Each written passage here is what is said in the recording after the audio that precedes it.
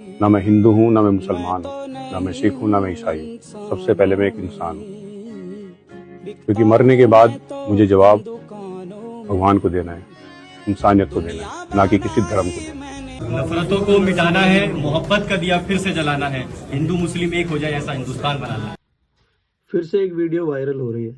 नाम तो सुन ही लिया होगा, मोहम्मद दीपक। अब सोचना यह है, क्या हम जिसे विश्व गुरु बताते हैं, उस विश्व गुरु में कभी महिला, कभी दलित, कभी एससी, एसटी, ओबीसी, कभी मुसलमान, कभी कोई कास्ट, कभी कोई धर्म, कभी कोई कुछ, कभी कोई कुछ। और फिर हमें चाहिए क्या? टॉप क्लास टेक्नोलॉजी, हर इंडेक्स में हमारा टॉप रैंक, अच्छी एजुकेशन, अच्छा सब कुछ। लेकिन ये बातें आप लोगों को क्यों समझ में नहीं आती कि भाई सरकार बदलेगी, और जब सरकार बदलेगी तो सर छुपाने के लिए छत नहीं मिलेगी उन लोगों को जो आज सरकार की आड़ में उछल रहे हैं। कभी सोचा इस बारे में कि भूख जब लगती है इंसान को तो उसका धर्म, जाति, मजहब सब रखा रह जाता है। गरीबी, कभी मौत, कभी भी तुम्हारी जाति धर्म नहीं देखेगी। इज्जत कभी भी तुम्हारी जाति धर्म नहीं देखती। और अगर वाकई में ही कोई होता जो ये सब देखता करता,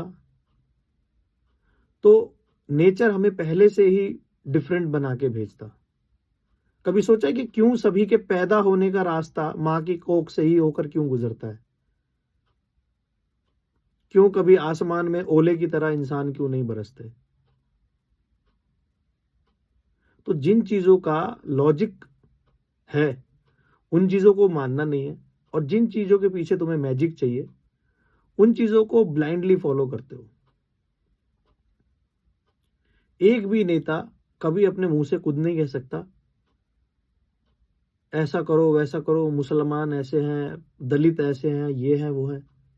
बस वो अपने पपेट्स को आगे कर देते हैं। और उन बेचारों की भी क्या गलती?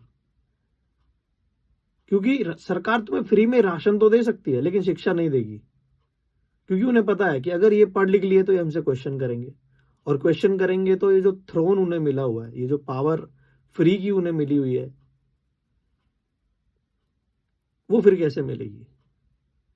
और मुझे ये समझ में नहीं आता कि यार, चलो पुराने ख्यालात के जो लोग हैं उनके दिमाग में एक बारी को ये सारी चीजें